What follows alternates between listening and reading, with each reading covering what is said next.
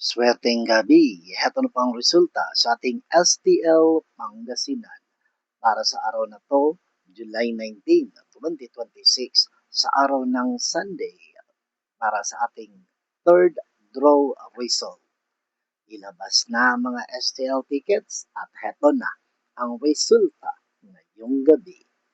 At para naman po sa ating STL Pangasinan third draw result, ang resulta ngayong gabi ay ang numerong ito.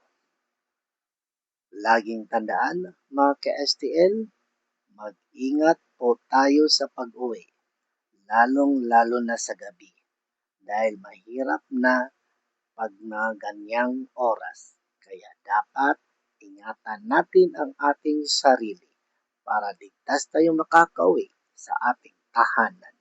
Okay?